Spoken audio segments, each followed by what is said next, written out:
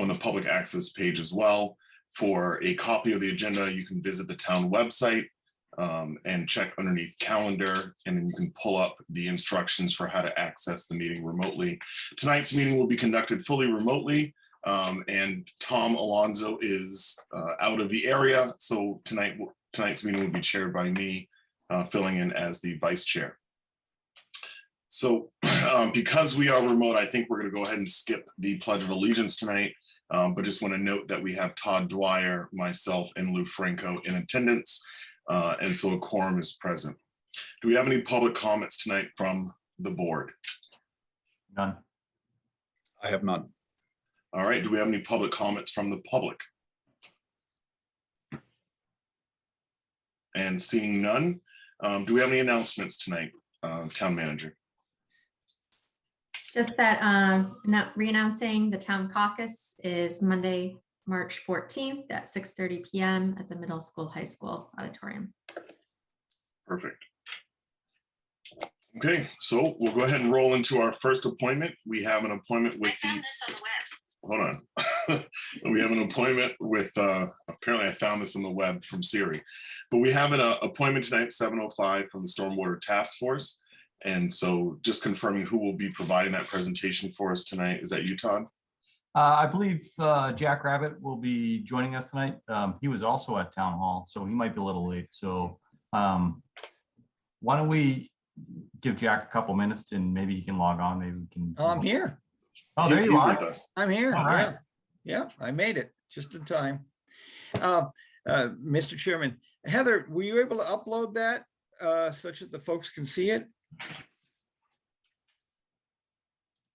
I provided to the select board through our Google Drive, but I thought it was going to be shared by you tonight. Oh, I'm doing that. Oh, that's why I went to the place early and it was all dark. Okay, now you got to show me how I can take this over and share it with you. Okay, I'm going to share the screen, right? Yes, so we'll make And, you. host disabled. Okay. And now I'm going to drag this over. I believe that should work. Are you seeing anything? Once you share the screen, we will. I thought I was. Okay, this meeting is being recorded. Okay, I got it now. Okay, now it should free itself up. Okay, come on. Why aren't you moving for me? It's not moving. Okay, let's try it now. Can you see anything now? Not yet. Shoot. Uh-oh.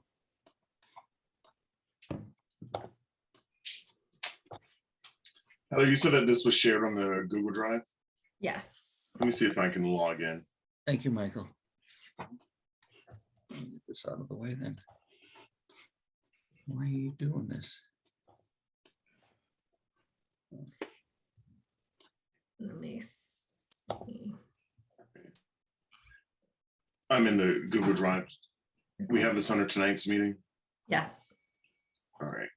And what's the title of this one? It's select stormwater presentation and approval. I think it's my Rev C or D, whatever the one I last sent to you, Heather. Here, this one. Yeah, Rev D. Rev D. Thank you. Yeah. Okay. Yes, now we do. Okay.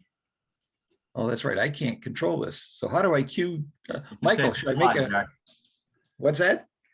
Just tell Michael right next slide. Okay, next slide, please.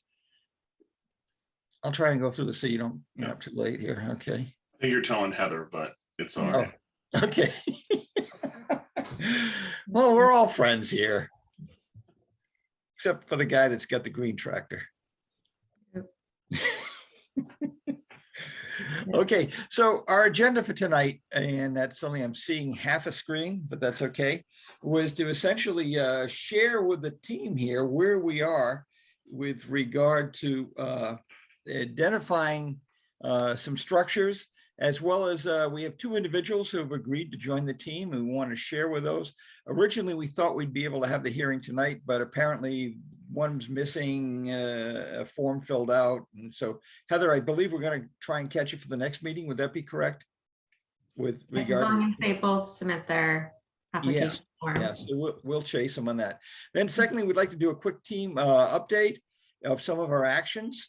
The reality is this team has been together 6 years now, and you know, we've changed members and such, so new things are happening. We wanted to give you folks an update, and then just do a current state as to why the need for the stormwater and remediations. And that's part of our public awareness. And this is what we're going to be trying to do with you folks every quarter or so, is to give you updates on how the committees are doing, some of our metrics, the activities, and some of the highlights and lowlights. So if we could go to the next slide. Okay, essentially, just to, this is our particular team, as well as our support members. There's Todd Dwyer, our selectman. Todd's been part of conservation before this, and this is kind of a continuation of what you were doing before, Todd, in some degree. We've got Paula Bertram, who's actually at the planning board meeting tonight and was not able to make it, but she contributed heavily to this. Myself, John Rabbit, 314 Townsend Harbor Road. And we've been approved by the selectmen for 2 more members. We actually created some selection criteria with regard to the type of people we wanted to join the team. And we're very fortunate to be able to, John Beal has agreed to join, town citizen, a brilliant engineer, knows a lot about fluid dynamics, all around brilliant scientist. Matt Proctor, we used to call him young Matt Proctor, but he's Matt Proctor III, town citizen. He's a contractor who's worked with us a lot on conservation and other areas and done work for me personally. Just a brilliant young mind, hardworking kid. And I call him kid because I'm 70. What the heck? I can call anybody a kid. So anyway, young Matt is agreed to join us. And I'd like to point out, though, that we're also reaching out further and seeking adjunct support from other areas, and and join our meetings, participate with us. And like I tell people, you can have my vote if you want to vote that badly. But we just last week we reached out to the LSIC and Joanna Bellata. She's bringing members on. So we're trying to find key individuals that can marshal the population. And honestly, I'm most excited about Matt Proctor because he's tied into the younger population and can rally some folks. The other members of our team, our support members, is Rob Oliver, DPW. Honestly, Rob has been enormously helpful in this past 6 months or so. We can't say enough about him. I knew him prior with regard to dealings with conservation, and I always held him in the utmost esteem. This guy is really good, and congratulations, and thank you, Rob. Adam Burney, of course, is our Adam, always there. The Rock, knows everything. And hardworking. Then we have Dawn, who has been provided to us as an administrator to help us with the notes and such, and that's been extraordinarily helpful. And then, of course, we have Heather Lemieux, our town manager, but I also call her our executive sponsor. And Heather, honestly, with all sincerity, I want to say thank you so much for the last number of years you've been supporting. And we went into a little bit of a lull this last year, but you kept everything rolling and moving. And for that, I tip my hat and again, say thank you. And to your whole town group, you got a good group of people working really hard, but it's a lot of work. The last note is we're using Nick Christofari. He's our stormwater consultant, CEI, and he's been working very closely with DPW. And by the way, Heather, and I don't know if Adam's on or Rob, if you feel, just join in and jump in on this thing because it's partially yours. Next slide, please. Okay, we've come back and we were charged with an initial mission statement. And you know what? It's a good mission statement. We've spent some time in this last round because we've got new members going over it and trying to understand what all the implications are. And we'll talk about that, but we're not intending to change the mission statement. It works beautifully. It's consistent with all the MS4 requirements, and we're now filling in some of the blanks as much as we can. So there's no change there. Go ahead, next slide. Now, can you make it a little bit smaller so we can see the whole thing? Can you just reduce that a little bit, Heather? Or Michael, whoever owns this thing?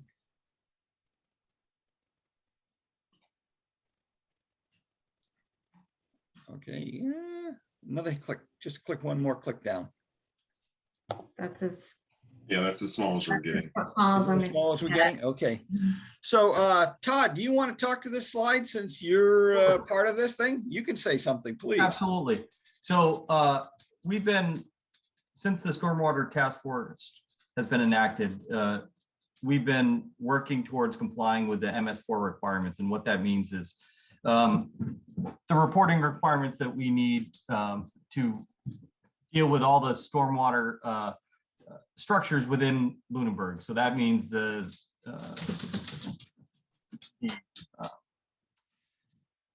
sewer manholes, all the outfalls, all those things. And there are a staggering number of structures in town that fall under this permit. Jack, correct me if I'm wrong, but it's on the order of 900 outfalls are in town.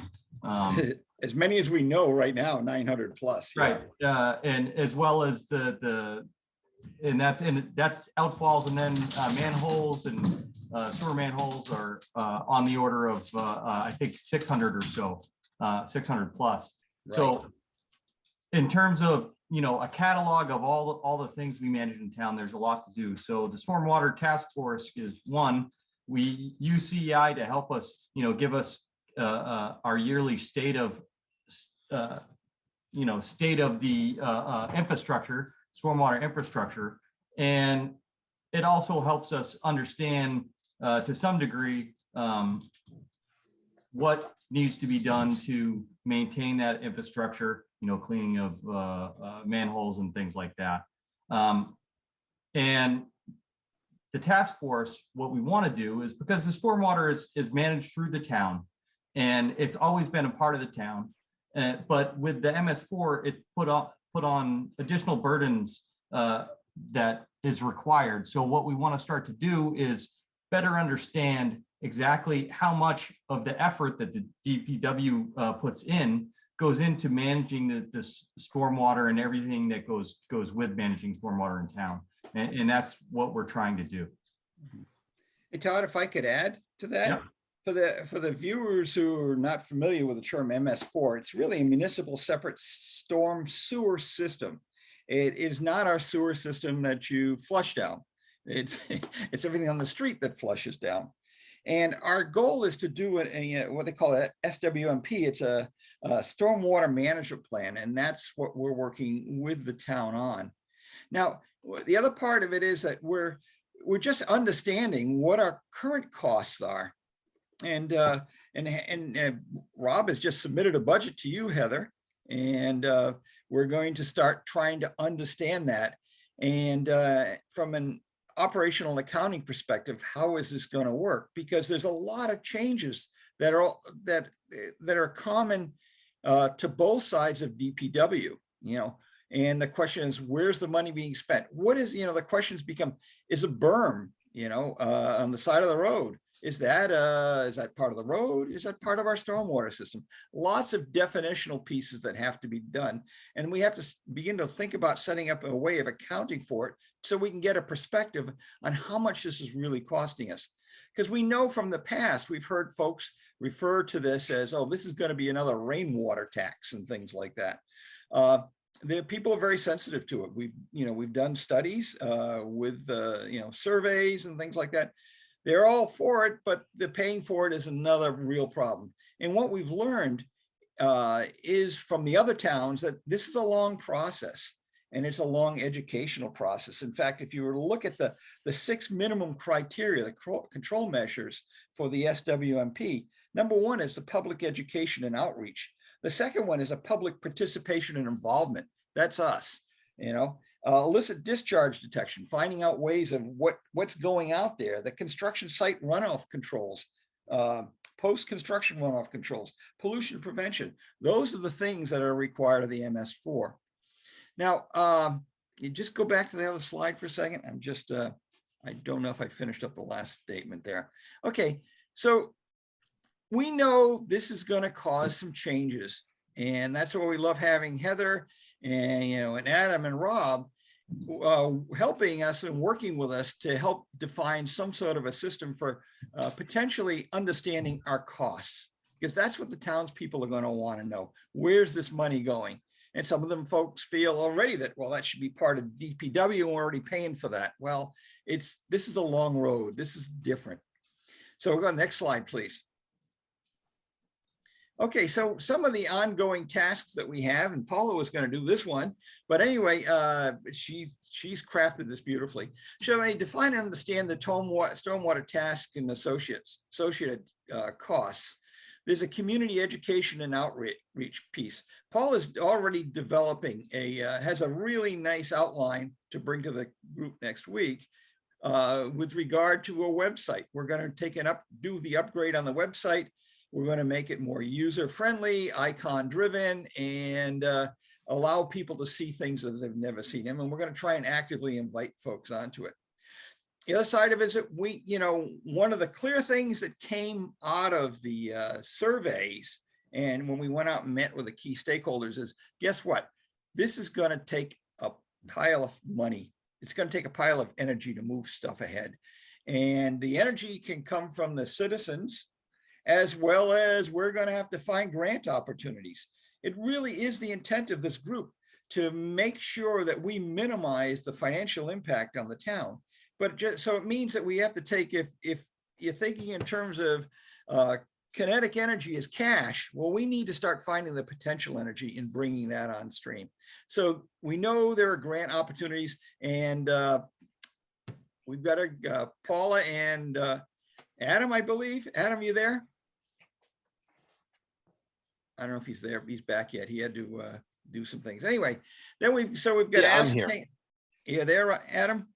Yes. Yeah, you were looking at grant opportunities with Paula, as well as working with the Central Mass Stormwater Group. Correct.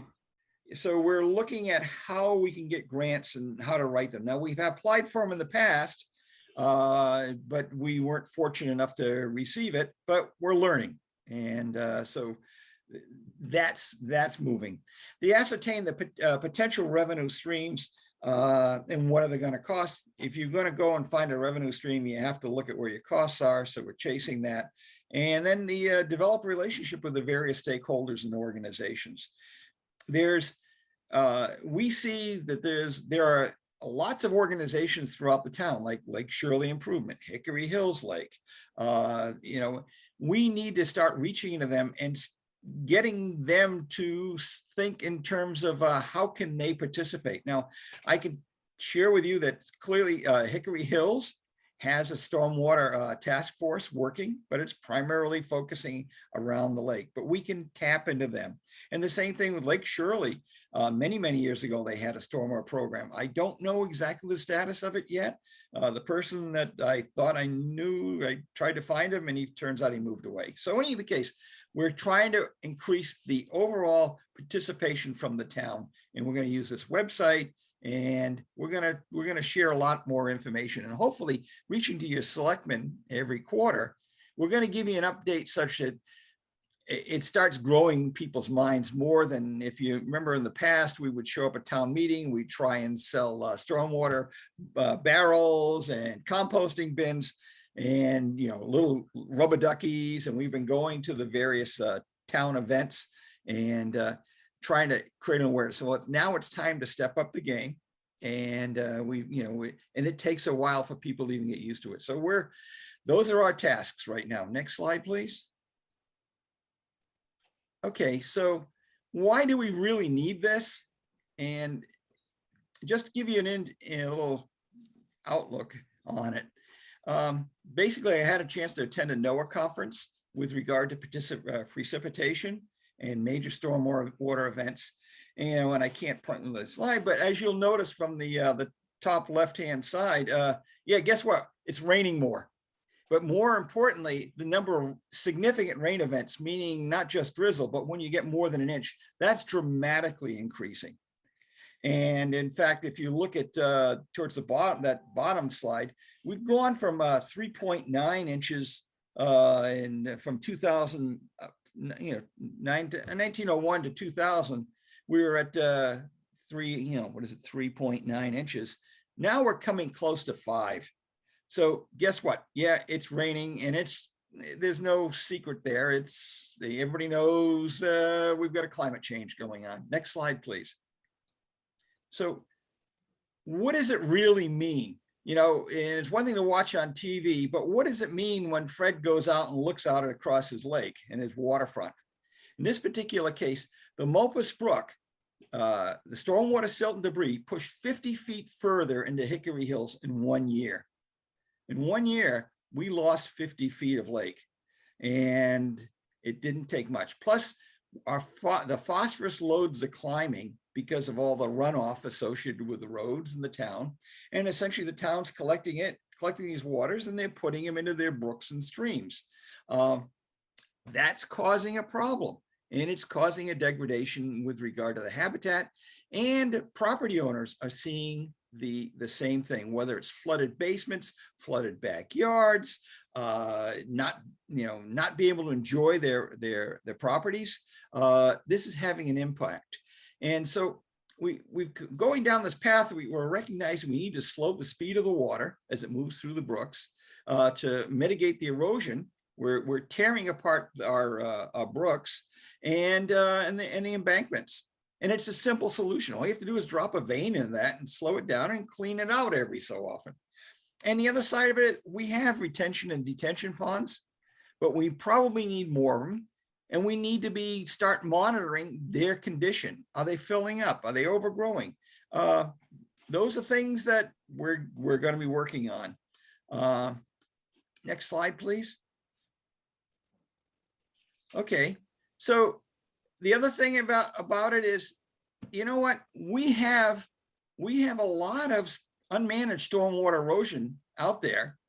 And in this particular case, you're looking at a slide where a landowner, and I won't go into the whole piece, our governmental side, but this is where they had a tremendous amount of erosion, just happened, and we're killing one of our little ponds. And that little pond empties into a brook that empties into, which brook is that? In any case, we're filling up our ponds. And I can give you more details if you want, Lou. I know you're looking like, huh, what's going on here? Yeah, this particular case, this individual they had some erosion controls, didn't maintain them. There's some activities that we were unaware of. And lo and behold, what we did find after the neighbor complained about his pond getting filled up, and that's not his pond. That's the main feeder, and there's another one after that. In fact, he's got a lawyer. He's citing 7 different occasions where this has occurred. We need to step up our game in that particular one. Next one. Okay, this is a good one. Major rain events. This is Whale Lake. Those are the condos.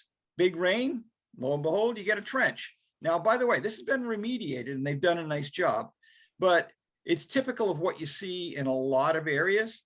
And if you just page down a little bit, Heather, just a touch, can show you, this is what it looks like. But this is the stuff that's floating into the lake, right? You've got cigarette butts, you've got cans, bags, male contraceptives. That's all getting in the lake. Now, if you were to go to look at the slide at the left, that little white house is our town beach, right? Just what every mom and dad wants to know. Their kid's going to be swimming with that stuff. Right? So again, this is stormwater. We can't stop it all, but if we get a large enough population that can participate with us, this stuff will start going away. And one of the things we've looked at is the systems, and that how do we track this stuff? How do we follow it? And Paula and Rob are familiar with the system. It's a corrective action response system. that we could deploy into our own group, but potentially take to the whole town. So if somebody calls up and makes a complaint, it won't get lost. So the things that we're working here have potential for improving our ability to service our citizens. This slide down here is pretty typical of what you get with regard to just water running off the road through somebody's lot, down through. And this was over by Summer Street, the old Summer Street. But I can't tell you that those have been remediated. I can tell you that they all go into Baker Brook. And if you want to go a little further, hit the next slide. And so this is the bottom right is Baker Brook, right?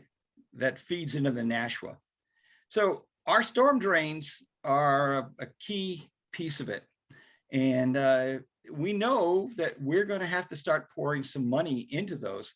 But just as importantly, we know the stuff going into those storm drains is pretty bad.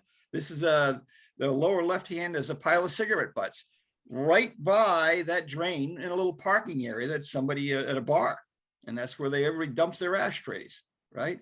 So when they did do Summer Street, we convinced them to put a retention pond in there just so we can, hold it, and hopefully it's getting cleaned. I don't know if it's getting cleaned or not, but if we can do that in a few different places, we can keep this stuff away from our water bodies and our water lakes. But yeah, and of course, the storm drains need some help, right? They really do. Go to the next one. This is an example where on Riley Road, essentially we went down and did an inspection because people call us, and went and looked, and that top left-hand side is a grate, right? And that grate is totally sealed with filter fabric. It was never taken off. The street was never commissioned somehow, but came into existence. We went down and checked the bottom end. There was no flow. And when we went checked a little further into the wetland, there was all the abandoned construction material, right? So if we hadn't gone down there and found it, if somebody hadn't called in, then we wouldn't have got there. And there's a lot, and the more we can make people aware of, just call us and we can create some activities, then we're going to be in good shape. Remember, all this stuff I'm showing you is going into our water supply. Okay, next slide, Heather. Here's another example on Lake Shirley. We got a call, and it wasn't exactly someone called conservation, and so Matt called me and went down. Mike LaRoche and I went down and looked, and someone looked like they were replacing a drain and looked like a contractor. Didn't look like one of our pieces of work. What was interesting about it, there was no erosion controls. There was nothing. You had a stormwater vent. All that material if you see the cutout area plus up the street, all that mud and silt was washing into a storm drain in that lower right-hand corner into the lake, filling this lake up, degrading the lake. And turbidity is one of the problems. We all have problems with turbidity to some degree, but Lake Shirley, that's one of the reasons why they're a class 5 versus a class 4. They need help. We need to be helping them. And by the way, if you'll see that little blue arrow, that's a septic system. That's the pipe. Somebody was digging in around the septic system. So God only knows what's flowing through in that area. We don't know. So go ahead, the next one. And Heather, this is your favorite one right now, right? This is the one where we're cleaning up the past. And essentially, this is one of the many dumps that we come across, small dumps. We're usually trying to cause people to just clean them up as part of giving them a permit or whatever. But here it is, something that's the catacomb. And back when, 50 years ago, up until into the 70s, the trick was throw it in a ravine, and usually the ravines had a creek in it. We've got a lot of these in town. And, you're getting illicit discharges going in. We need to be thinking about how we're going to handle that. How are we going to clean this up? Because right now, all that stuff, as it migrates down, it's working into our water systems, into our lakes. into our streams. So anyway, next one. So this is where we are. We're meeting the third Thursday of every month. And Todd, any more words of wisdom to add? Sure. One of the things I want to highlight, I mean, Jack highlighted that our stormwater system and our stormwater management is not perfect. We certainly have a lot of challenges to deal with.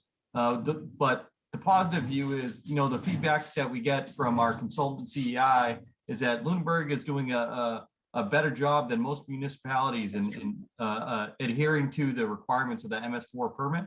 And we want to work, I mean, the task force wants to work to maximize what we can do as a town to manage that stormwater and keep our surface water bodies clean. And that's really, at the end of the day, that's the whole point, is we're trying to manage the stormwater to reduce pollution to our surface water bodies. It's real. Well, thank you very much for the detailed presentation. I want to open up to any questions. I'm assuming, Todd, that you don't have any, so I'll go to Lou. Any questions from the board? Yes, thank you. Thank you for at least outlining a major problem, which, I have a greater sense for now because of the presentation. But at some point, Jack, during the presentation, you had talked about engaging or I didn't use the word mobilizing, but that's kind of the impression I got. The population or people in the population, enough of our population to address the problem. What in concrete terms do you envision just general townspeople, the population doing in response to this? And what kind of activities are you referring to? Okay. First of all, we believe that the more groups that we can get engaged and be made aware of, and the more that we can highlight the progresses they're making, it will start having a snowballing effect. So we're trying to reach out to the different groups and give them credit, and on a quarterly basis. I'm all excited about the potentially of bringing those people in who are doing certain things and letting them come to the town. So over a period of time, people will begin to recognize, well, I guess this is how we're doing stuff. And then meantime, we're going to be continuing to collect data specific to areas. Right now we have all the outfalls and identified. They're in a Speaking of outfalls, Jack, one of the other tangible things that I can see us expanding to the town is there are a number of outfalls. We have hundreds of them. There are several that we can't find. Right. That we've gone out to find. So in those areas, we're going to try and engage in the future people who may live near those areas and say, hey, here's outfalls in your area. If you know where these are, please stake them out and let us know so we can come and inspect them. Right. Things like that. We think our car system will help that when we come back and start receiving, we in conservation, we receive tips all the time about things that shouldn't happen. And imagine if we can make that a bigger net focused on, on stormwater. And we think it's something that's going to continue to build. And the trick of it is we have to be responding, because if we don't respond, they give up. So if we can create this continual communications channel out and give people a chance to participate, whether they're on a team out mucking around or just making notes, we'll get a better sense for it. And then we'll be able to, as we collect data, we will be able to get a sense of how big an issue this really is, and getting a chance to start projecting what these costs will be and how they can fit in with their town. And so a lot of towns that we've investigated have put together stormwater utility, but before we jump in that direction, we want to understand what is our current state? What does this animal look like? Because nobody's excited about taxes, especially us 70-year-old people, right? But if we have a clear understanding of what the problem is, then we're more likely to, participate or contribute in some sort of fashion. So Lou, we're all for any ideas. And if you have a good communications outline, a better way of us communicating, we're all for it. It's just that this problem is real, and it's not just a way of us foisting taxes on folks. So if I could just also, so you're talking about people that may have these outflows or in their properties and their private land and all. That's one end, that's the output end. Do you envision some sort of community engagement to sort of educate people on the input side, like, you know, your cigarette butts that you're dropping are winding up in the lake, or you know, signage or what have you? I mean, We have been actually, you know, we do the rubber ducky. Heather, you've been really good at putting things in the town warrant, and don't wash your car in the yard. I don't know if those have had an effect. I don't know if we're ever going to change the way people behave, but if they see us trying to clean up, maybe they'll be a little bit better on that one. Heather, you've had a lot of experience in pushing stuff out here. We've done a number of public outreach, educational materials every year that are seasonal messages. And Adam Burney has done that as well. They're put up on the website. They've been placed in the town meeting warrants. They've been put into the town-wide Lunenburg Ledger. So we've done a variety of different ways to try to get the word out. They're printed documents for the Eagle House and the library. So try to spread out different mediums. Mm-hmm. Yeah, Heather, you've done a great job, and thank you. You really have. And now it's just that we know that it's a long road ahead, and we know we now have to start putting more into it. You know, as Todd pointed out, you know, the CEI folks, we're doing well. There's a minimalist, you can say, that you're meeting it at a certain point. Your MS4 requirements are over, was it 10-year period or something, where we've got to get to the end point of meeting all those criteria, the 7 criteria, 6 criteria. But we now know that, yeah, we might have to start spending some money that we didn't traditionally have to spend. And if we're going to go and do it, we need to provide the citizens with a clear understanding as to why we have to do that. And versus just, oh, point at the, you know, DPW, they always have the money. And that's not true. And because we are going to consume some energy getting there. And it is. Yeah, I have one question, or I don't know if it's a question or a comment, because I've mentioned this before. And so, you know, since the new high school was built, and I live down the hill from the high school, my basement floods now every spring, and it's a lot of water that's coming down that hill into the water system. And for people who live on Hickory Hills, as you come out of the Hickory Hills area, kind of look at in front of you, you'll see the beginning of kind of the swamp system that really drains from the center of town. And so all of this comes past my house. It sounds like a rushing river after it rains, given how much water is coming down. But one thing that would be tremendously helpful is to keep the storm drains cleaned. I have yet to see any entity other than myself clean the storm drains that go down Mass Ave. I've been doing it for the last couple of years, and I know I've brought this up to DPW before and was advised that, well, 2A is a state road. Well, 2A is a pretty significant road that travels through the middle of our town, as is Route 13. And so, you know, I think that it's just healthy that maybe this is something that you guys can look into to figure out, you know, what is a good system to ensure that along the state roads, that the storm drains are kept clean, so that way driveways aren't washing away, because all that stuff just becomes cost to the homeowners.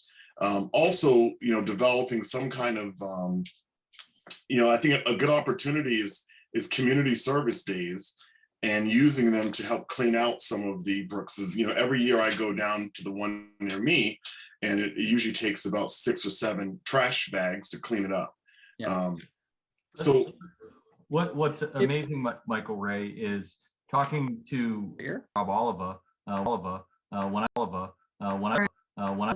I first joined the task force, I didn't really realize, you know, we're only cleaning, you know, 80 to 120 or so catch basins a year, which is just a fraction, less than 15% of the total system in town. So what we don't have, generally they're doing a reactive sort of cleaning where they go to the ones that they know are going to be full and the ones that get a lot of water, but they don't have a good system of understanding even how full most of the other ones are. They have, don't have or haven't in the past measured these. So things like that, trying to establish a method to track, what is, how much capacity do the basins have? How frequently do they have to be, emptied? And, things like that are the framework we want to help establish. Right. Michael, Yeah, and maybe we can look into that on our end, making sure that, the $170,000 that we're about to spend on a tractor, and see if that can maybe help us out with some of this problem, or if the 170 that's already been spent. And Michael, if I could, Mr. Chairman, Yep. Mr. Chairman, I just to respond to you in that we looked at it. Remember, this committee's been around for a while. If you notice, we're no longer sanding the roads. Yes. And we're putting down, that was a function of the stormwater committee, researching it, seeing what other towns, and bringing it to the town and saying, look, we need to be looking at this. And there was a gradual, first of all, there was was a hesitancy. Then eventually they said, okay, we'll try it on a few roads. But anyway, we shifted it over. So when we took the load, part of all that sand that was going into the storm drains, or eventually working into our waterways, has pretty much gone away. But there's a lot more going on. There's a lot of stuff that just debris works in. And to Todd's point, yeah, it's not the best place. And and Rob, and what are you saying? Rob, we got Rob here. Rob, correct me if I'm wrong, but I believe this, we've had a few storm drains that we've never touched once. Yeah, just if I might, since I'm here and I can touch on this a little bit. I haven't been here long enough to go through the history of, how the drains are being cleaned and why they were being cleaned that way. I know at one point the department was short-staffed and manpower was a problem. I think in the past, and Todd said this, it's been a reactive approach to cleaning catch basins, start near the lakes and work your way out to the ones are a problem. What our permit, the MS4 permit, will be requiring in the years coming is developing a plan to cleaning catch basins. So the fact that we've removed the sand from that equation makes it such that the catch basins really need to be cleaned, and how often is basically a function of the watershed they're in, what's contributing to that watershed, the size of the watershed. And that's all information we don't know because they've never been cleaned in that manner. It's always just been, start at the lakes and work your way out. So as part of the permit requirements, it's developing that plan. And, this was my first summer here. So the cleaning, while we did more than years past, it was more of, my crew knowing where to go based on years past. So that's something we're trying to change and fix, where, some catch basins may require a yearly cleaning. Some may require a biannually cleaning because they really fill up. Some may require cleaning every other year or every few years because, they're in a watershed that just doesn't collect that much sediment and debris. So that's all part of, the MS4 compliance and our year-to-year permitting.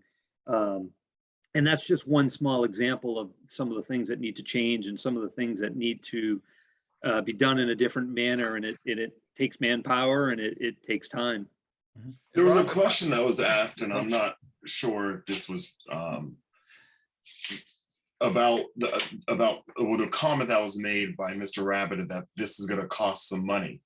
And so I guess the question to you, Mr. Oliva, since you're here is, does the DPW currently have the resources to be able to clean storm drains? Like, do you have the resources to be able to, or the pieces of equipment that may be required to help resolve some of these concerns?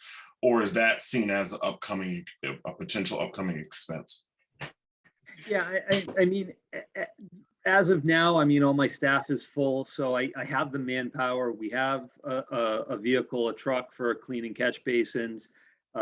It's, I think right now, I don't know fully if I can clean every catch basin in town every year. At this point, I don't think that's possible. So, and I think that's part of the permit. No, they're acknowledging that's not a practical thing to do. So you need to have a plan to clean them in a fashion which you can clean them all as needed, and you're not doing every one every year.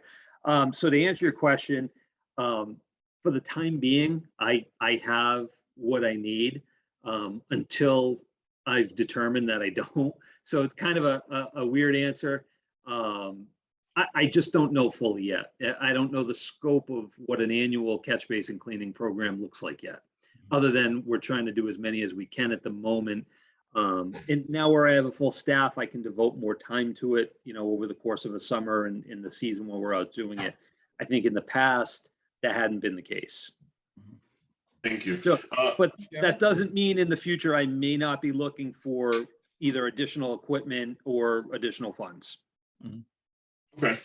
I want to give the opportunity to Mr. Rabbit and to Mr. Dwyer. Any final comments tonight? Yeah, Mr. Chairman, thank you. By the way, just want to toot Rob's horn a little bit for him. He's understating. When we talk about there's a concept of quantitative and qualitative measurements. And the qualitative would be, okay, we've got 700 storm drains. And Rob is also putting in a system to capture data specifically to the quality of the storm drain itself with regard to how full it was, and building schemes around that allow them to systematically approach minimizing the cost of the town, but getting the maximum benefit. So Rob, good job. Thank you so much. Really good job. Thanks, Jack. Mr. Dwyer, any final comments? I don't have any additional comments. All right. Well, thank you, Todd, and thank you, John. Jack, for your time tonight. I'm calling you John because I'm reading it, but thanks, Jack, for your time tonight. Yeah. Do appreciate it. I think that maybe next time we need to allocate a little more than 25 minutes for this discussion. But I do want to thank you for the work that you're doing and look forward to the next quarterly update. Right. And you'll see our two members next session. Great. Okay. All right. So moving to our 7:30 appointment, MRPC fiscal year 23 Unified Planning Work Program project request for Leominster Shirley Road corridor analysis and Chase Road, Northfield Road intersection study. I'm assuming this is why you're here, Mr. Oliver. It is, although I was happy to fill in a little bit at the end there of Mr. Rabbit's presentation. So Montechusett Regional Planning Commission is looking for some projects to include in the Unified Planning Work Program for fiscal year 23. So they solicited to towns in the region for projects. I had run a few ideas past town manager. The two that you have in front of you, and then a third was a walkability analysis, which I understand from MRPC was done in 2019. So I'm looking at getting these two tasks, a corridor study of the Leominster Shirley Road corridor done, and an intersection study at Chase Road and Northfield Road. It's been an unsafe intersection for a long time. It was identified in the 2015-2017 Highway Safety Improvement Plan by the state for some accidents that had taken place in that time frame. There's been complaints of speed on Chase Road. And just from my short time in town, I know that intersection is problematic in terms of, turning movements onto and off of Chase Road from Northfield. So for me, I'd like to know what could be done there. So I'm asking for that to be included as a project. So more or less, it would be a traffic analysis and then some analysis of what, if any, improvements could be made. Sherry Bean at Montechusett Regional Planning Commission seemed to think this was a really good item. They're always looking at safety issues, and in particular, she thought this might even be a viable project to get on the tip list if there's recommendations and improvements to be made. The other one, the corridor analysis of Leominster Shirley Road, that for me kind of comes up as an issue given, we have existing commercial uses out there.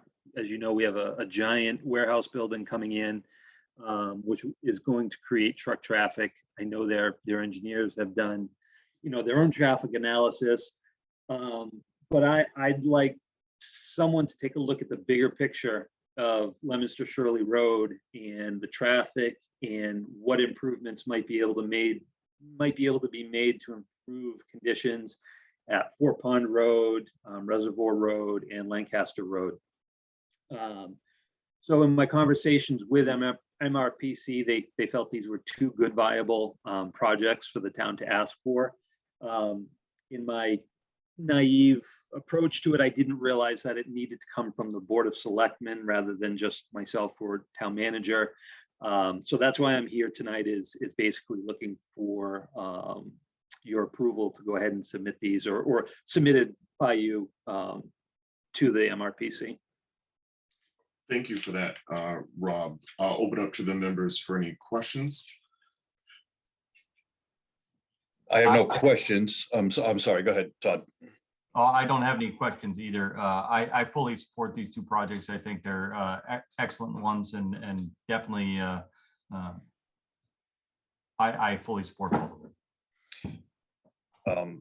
Yeah, I just wanted to comment as well. I think that the one on Leominster Shirley Road makes a ton of sense just because of that upcoming warehouse we talked about when the had the whole easement discussion. We talked about the traffic on that road even now and anticipating what it would become. So I think a study there makes complete sense.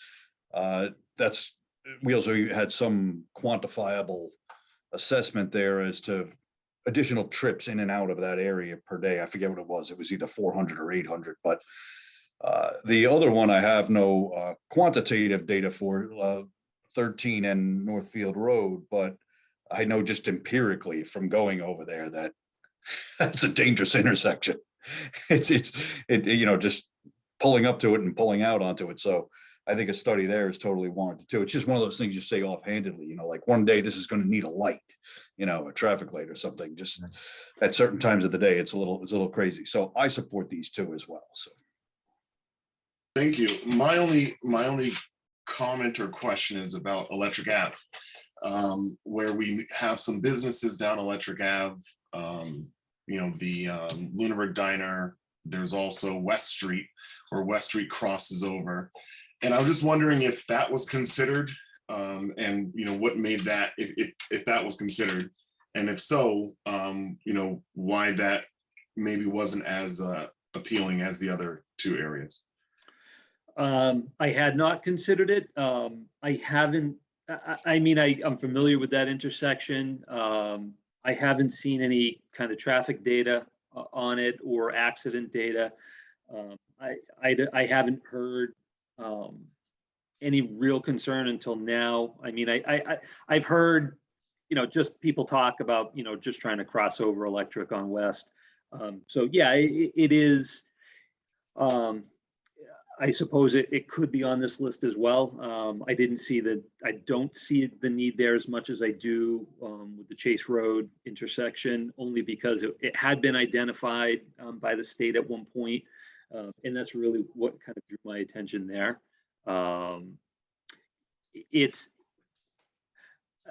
If I had to pick, I'd rather move forward with the Chase Road one until I know more about the West Street one. It's not to say I wouldn't certainly ask in the future if it comes up.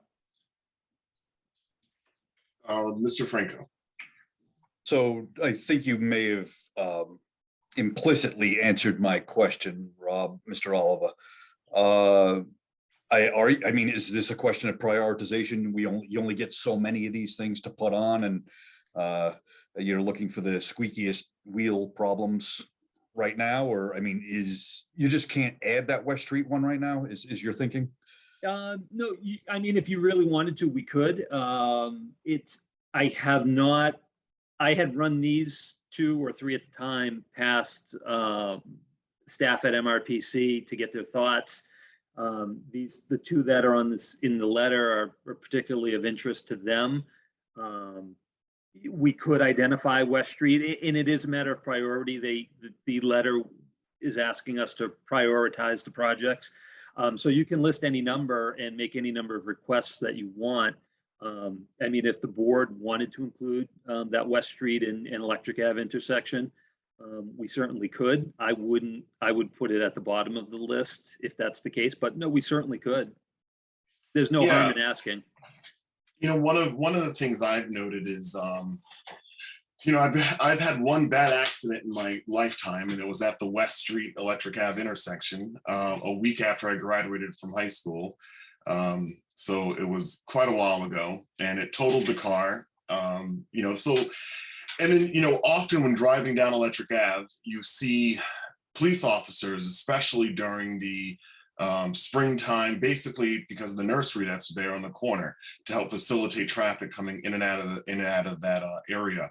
And then with the businesses that we have in Electric Ave, you know, I was happened to be there this morning for breakfast, and it was rather difficult to leave. And it just seems that that's a corridor that's high traffic. All of 13, or not all of it, but a big chunk of 13 is coming down that way. That's coming down from Chase Road, is coming down there. So to me, it seems like that may be worthwhile exploring. If the intent here is to look for kind of a corridor analysis, you know, I think that that would be helpful. But to the fellow members of the board, it looks like you're looking for a prioritized list. So how do we want to prioritize these items? I agree with what I believe to be Mr. Oliver's assessment that, at least in my mind, I mean, maybe Northfield and Chase Road is on an equal footing with the Leominster Shirley Road in my mind, but they are both certainly, in my mind, a higher priority than West Street and Electric Ave. Maybe I don't know, given that I don't really care necessarily what priority we give to the first two, but you know, that study on the Leominster Shirley Road corridor is going to be pretty important, I think. Mr. Dwyer? Mr. Chair, I believe that the Leominster Shirley Road project would have my priority just because of the proposed distribution facility that's going to go in that area. I think that should be the priority, where Chase Road's kind of, we're not seeing drastic changes in that corridor. So I would put that number 2, and then I would put 3 if we listed the West Street and Electric Avenue. I'm in agreement with you, Mr. Dwyer. 1, Leominster Shirley, 2 being Northfield Chase. And do we want to add 3, West and Electric? Yes. Okay. And 3, West and Electric. To the town manager, are we looking for an official vote from us tonight on this? Yes. Would anyone like to make the motion? I move we submit our list of priorities to the MRPC for traffic studies at the following intersections and corridors. First is the Leominster Shirley Road corridor, as enumerated in the letter drafted by Mr. Oliver. Second would be the Chase Road and Northfield Road intersection. And third would be the West Street and Electric Avenue Route 13 intersection. I second that. Okay, let's do it. Any further discussion? Any further discussion on this? All right, let's do a roll call vote. Mr. Franco. Yeah, hold on. I just wanted to say no further discussion. I just want to reiterate that I have no problem at all with that prioritization. I think it makes sense. I'm an aye. Mr. Dwyer. Aye. And an aye for myself. Thank you, Mr. Oliver. Thank you. And if you can just hang on for a second. Sure. I also hope that you can hear all the positive feedback that you're getting because it is quite a bit.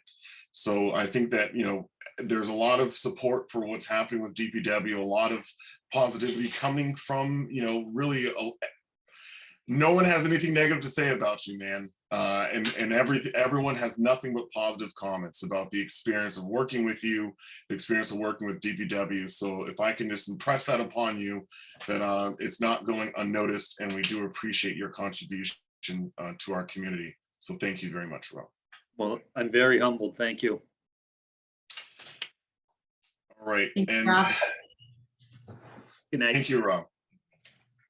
So to our 7:45 appointment with the fire chief, Mr. Sullivan. Good evening. Hey, good evening, Chief. Do you need to share the screen or? No, I don't have any slides. I will keep this short and sweet. Okay. Basically, this was an update of the town's comprehensive emergency management plan. This has been in progress over about the last week or so, or last year or so, I'm sorry. Basically, what the plan is it's a guidebook for dealing with major disasters or emergencies in town. It's not your day-to-day run-of-the-mill fire or police incident. This is on the level of like the 2008 ice storm or the Halloween blizzard, something major that would affect the entire town. It could also be used for like a major planned event going on in town as well too. And basically what it does, it spells out what the roles and responsibilities are for the different town departments, which most of the department heads know what they need to do. But if there was a case of you were dealing with more junior personnel because for whatever reason we weren't available or we were incapacitated, it explains what they need to do in the different functions, how the town would function with like non-governmental agencies like Red Cross, Salvation Army, other state agencies, things like that. It's a lot of it, when you read it through, a lot of it is boilerplate because the big update was to get it in a standard format that the state is using. So it talks about working with the other emergency plans we have in town, like continuity of operations, hazard mitigation plans, the safety plans for the two major dams in town. It talks a lot about the National Incident Management System. That's something police, fire, senior management people are aware of. We've been working with that for a long time. It discusses a little bit about different threat assessments. Part of it is assessing what we have that's at risk in town and knowing where those are. And it was part of that was updating that list. The organization of the Emergency Operations Center kind of lays out how a state of emergency in town is declared above and beyond a state or a national state of emergency. It talks a little bit about messaging and communications, how to get information out to the public. And again, a lot of this stuff is stuff that we kind of do already, but it just spells it out how we're doing it.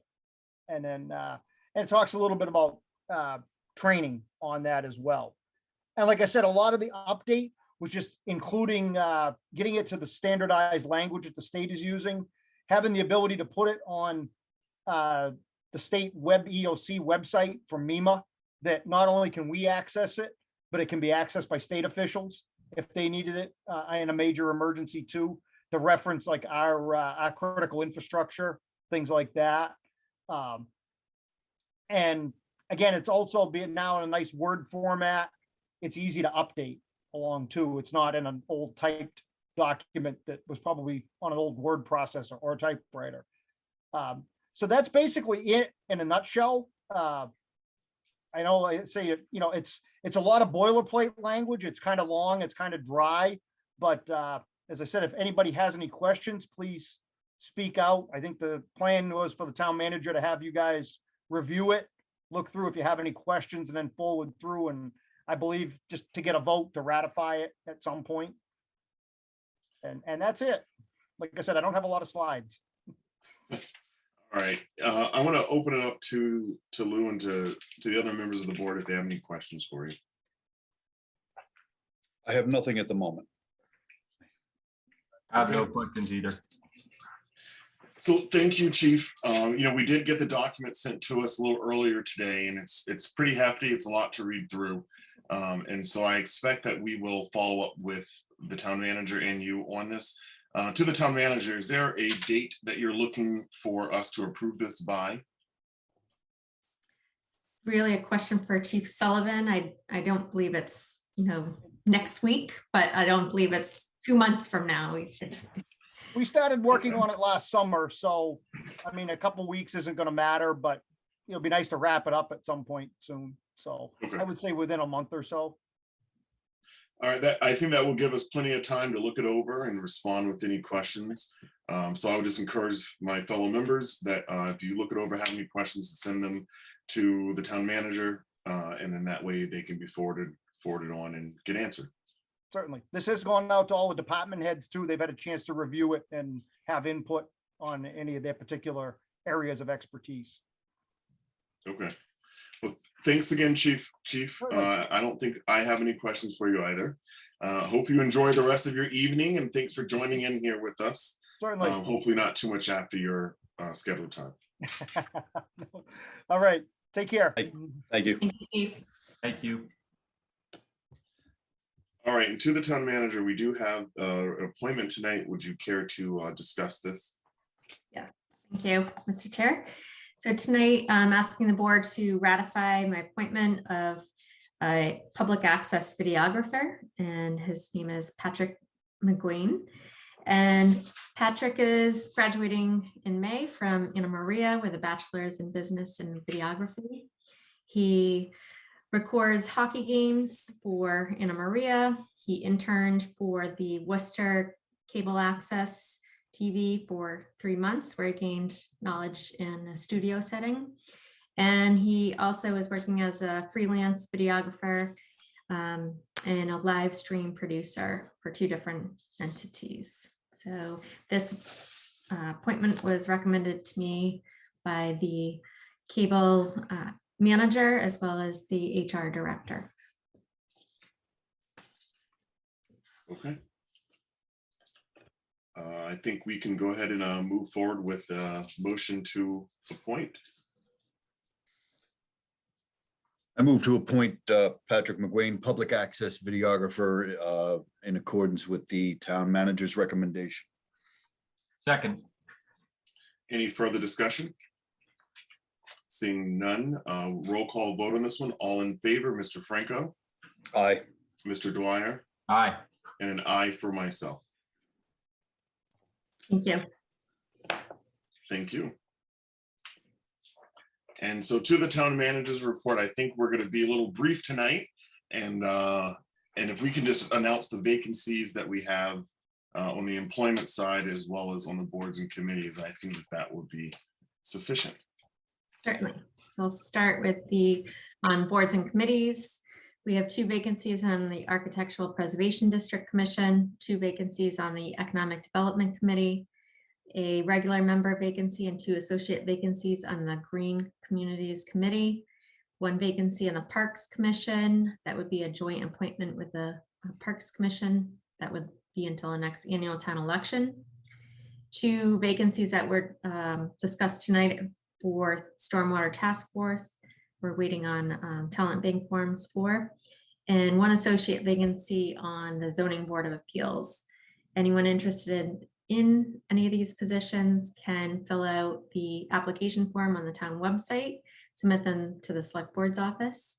And if you have questions on any of the positions, please feel free to contact the select board's office as well at 978-58Q4130, extension 144.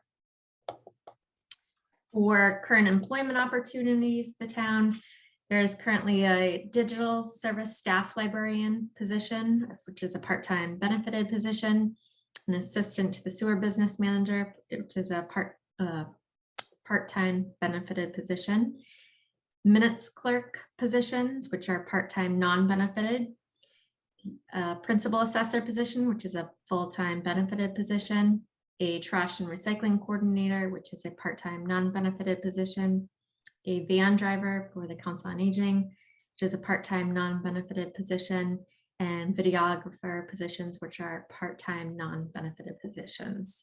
And more information on these positions can be found on the town website under employment opportunities and how to apply for them. Well, thank you very much for that information. You're welcome. All right. So the next thing we have on our agenda tonight is the 3rd quarter water commitment.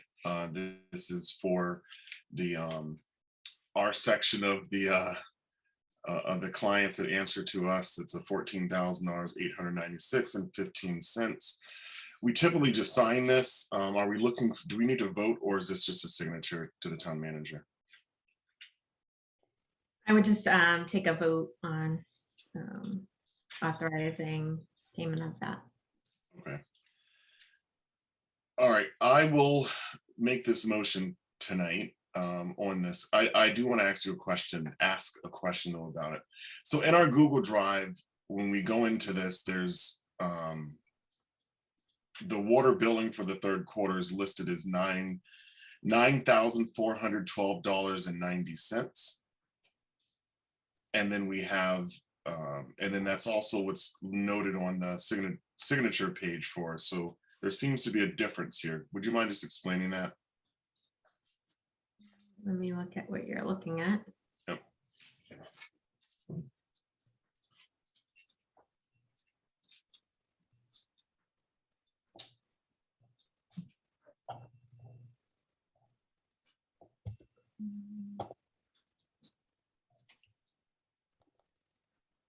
Yeah, I am only seeing the $9,412.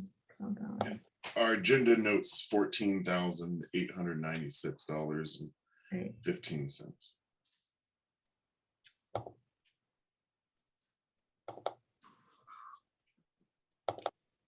We can table this till next week, I suppose. If I don't know why there's that discrepancy. Is the board comfortable tabling this till next week, or do you want to go ahead and approve the $9,400? Wait, I'm just looking for clarification, if I could, Mr. Chair.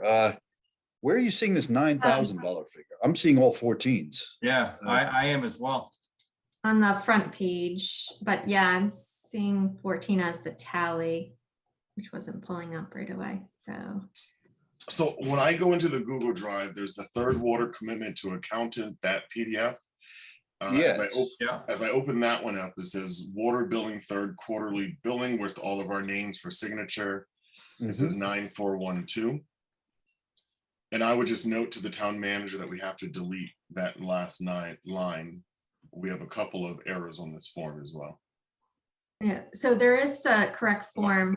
Now I'm seeing what the other selectmen are saying with the $14,896.15 for That's the only one I'm seeing. I'm still not seeing this Yeah. $9,000 figure anywhere. Where is this? All right, I can see my error here. I'm in 2021. Oh, man.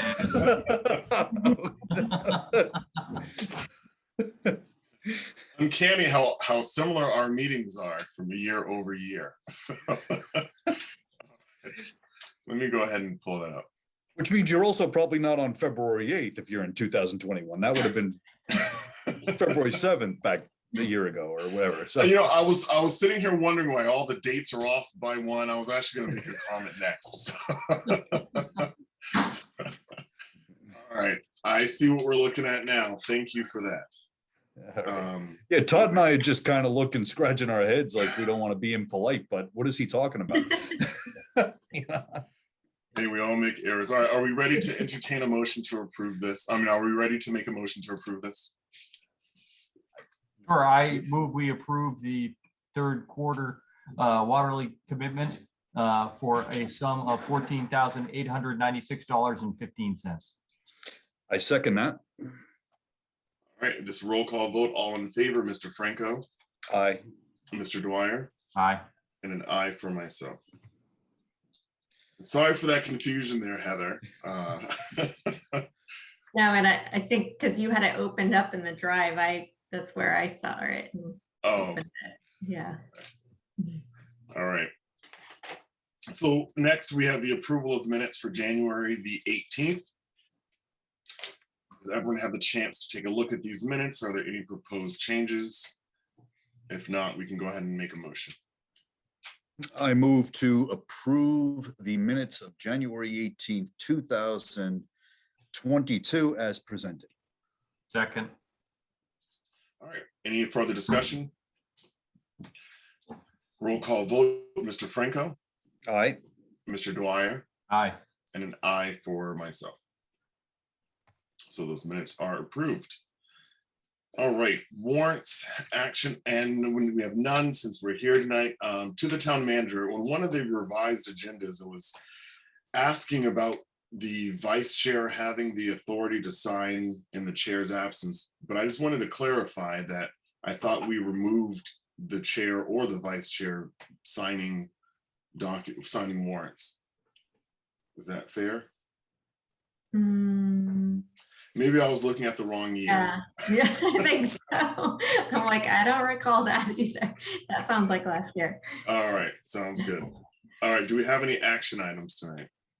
We don't want to go back to 2021. Come forward. Any action items tonight? I have none. None from me. I want to bring one up. APD. So we were in receipt of a letter, email from the chair of the APDC about the process that we're under with regard to 30 School Street. So my understanding is that this will be an agenda topic at our meeting next week. Is that correct? Yeah. Okay. And I think that that may be an appropriate time to address some of the concerns that I'm sure we all have about that response. That's the only one that I have. Any committee reports? Sorry, Mr. Chair, Mr. Vice Chair, but acting as chair. Is the APDC appearance, is that on the agenda for next week? Are they appearing, or do we want them to appear, or? I don't believe that they are to the town manager. Are we having them come at our next meeting? That, so the intent was to have that as an agenda topic to discuss, given the response and given the timing of when, because we have Mr. Dunnett's coming next Tuesday, and one of the items that they are requesting is for plans for the final result of that property, what it would look like.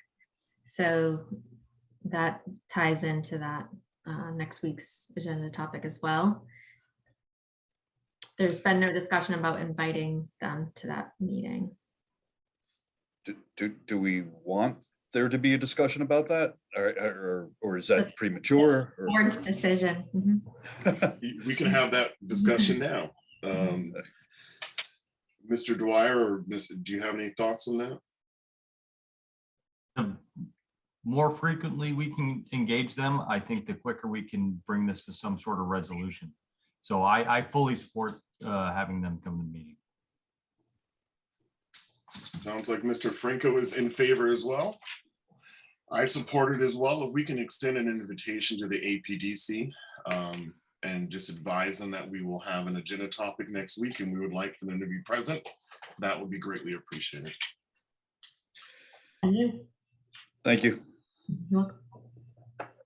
All right. Before we go to any other action related items before we fully move on here to committee reports? Okay. And committee reports. I don't have a report. We just heard from stormwater, obviously. The Montechusett Joint Transportation Committee has a meeting tomorrow at 2:30 p.m. And that's a virtual meeting. Okay. Mr. Franco, any committee reports? I have no committee reports this week. All right. And I am off agenda here because I think that let me go ahead and pull it up, the correct one. All right, I am on agenda. We're not actually having an executive session tonight, correct? Yep. All right. For committee reports for me, we had the Municipal Building Design Committee met on Monday. So unfortunately, I was not feeling all that well yesterday and did not attend that meeting. And so we will meet again in 2 weeks. And so I will be sure to provide a better update at that time. And then library is also meeting coming up here on the, I believe it's on the 17th. So they'll be meeting soon and I'll have a committee report related to that. And then this morning's meeting of the Council of Aging was canceled And so we'll look to see when that meeting is rescheduled. And I did reach out to Sue Doherty and say that I'd check in with her just so that way I can provide a committee report, and I will do that so I can update the board next week. Old business. And on our old business, we did receive a request from the schools with regard to the AC system. And so to the town manager, is this something that would be, I know that there's work to look into seeing how we can, or if we can make any modifications to the capital plan so that way we can accommodate their request. Would it be possible for us, and I'm kind of talking aloud here, but I want to know what we think about this. I think it would be appropriate to acknowledge that we've received the letter from the school committee and to send them a response that we will respond within the next couple of weeks, just to advise them that we've got it and that we'll send them a response within a few weeks. Do we think that that's a fair approach?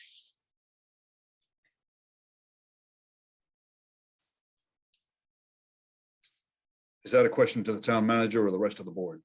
That's to the rest of the board. I think that's fair. I agree. That sounds reasonable. Okay. So to the town manager, if you wouldn't mind informing the school, sending that correspondence on our behalf, that we acknowledge that their email and that we will follow up with them in the next few weeks.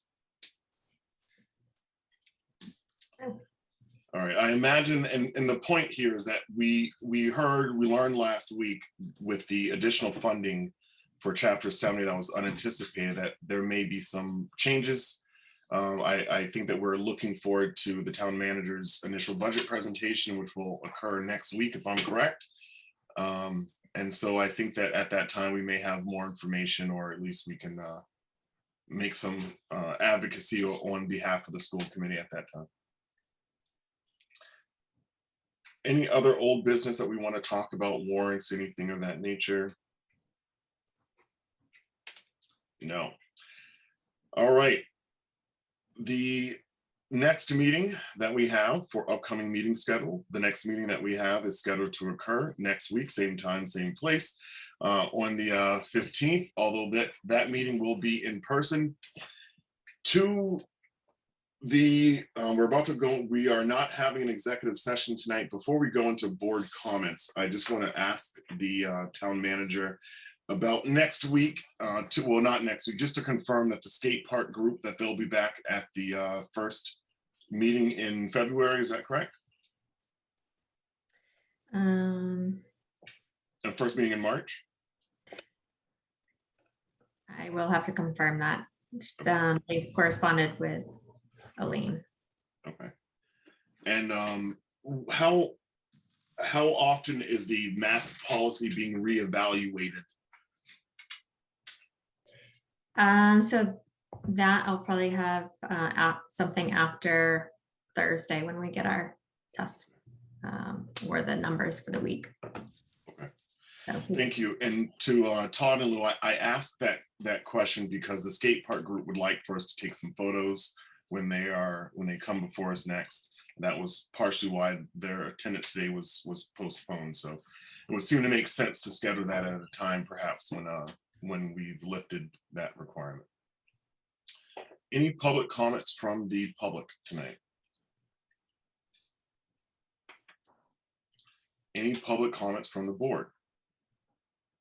Yes, I have. I just want to announce that there's a pancake breakfast at Eagle House tomorrow morning at 8 a.m. Thank you. I have no comments. All right. Okay, excellent. Well, the time is now 8:27. I think the goal tonight was to wrap up within 90 minutes, and we are 3 minutes shy, so I will entertain a motion to adjourn. So moved. I had to unmute. Second. All right, roll call vote. Mr. Franco, I had to unmute again. Aye. Mr. Dwyer, Aye. and an aye for myself. I want to thank the town manager for your support as always, And to our community, we wish you the best and we'll see you this